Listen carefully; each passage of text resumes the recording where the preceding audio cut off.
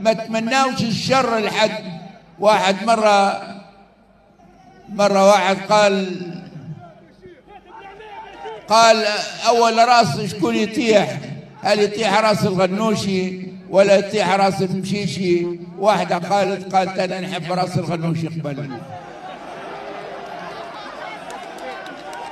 بلادنا تحتاج للإصلاح، لأنه ثم برشا أشياء فاسدة في بلادنا. ناس ما يخدموش، عاطلين عن العمل.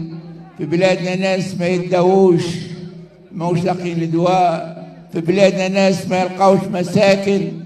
بلادنا فيها ناس مظلومة، في مناطق وجهات مظلومة.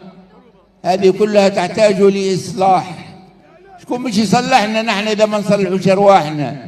إذا ما الإصلاح يبدأ من فوق ولا من تحت؟ يلزم يبقى من فوق، يلزم يبدأ من فوق ويبدأ من تحت، ومن كل موقع إن شاء الله لا بد من الإصلاح. نحن ما نحب حد يمشي، نحن ما نحب حد يمشي. نحب الرئيس يبقى قائم بدوره في قرطاج، ونحب المشيشي يبقى قائما بدوره في القصبة، ونحب البرلمان يبقى قائم بدوره في باردو إن شاء الله. نعم. تونس هذه راي عملت شيء عظيم، حققت إنجاز عظيم سنة 11 بثورتها المباركة التي أضاءت العالم وأضاءت العالم العربي وأفريقيا. ولذلك الديمقراطية التونسية عندها مستقبل. اصبروا عليها شوية. قادرين تصبروا على ديمقراطيتكم ولا مش قادرين؟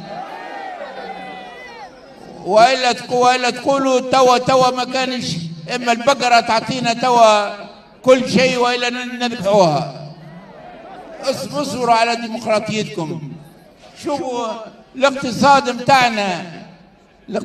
متاعنا اللي هو نقطة الضعف الآن متاعنا، راهو ما ثماش ديمقراطية. إذا الديمقراطية ترسخت ستنتج إن شاء الله ازدهارا اقتصاديا وديمقراطية اجتماعية. ثماش ديمقراطية في العالم فقيرة، ثماش ديمقراطية في العالم فقيرة. ولذلك يا توانسة راكم واخذاتوا وقت اللي شداتوا طريق الديمقراطية، شداتوا الطريق الصحيح، حطيتوا بلادكم على السكة الصحيحة. اصبروا عليها شوية، ستنتج هذه الديمقراطية، ستنتج ازدهارا علميا وازدهارا اقتصاديا وازدهارا ثقافيا وحضاريا.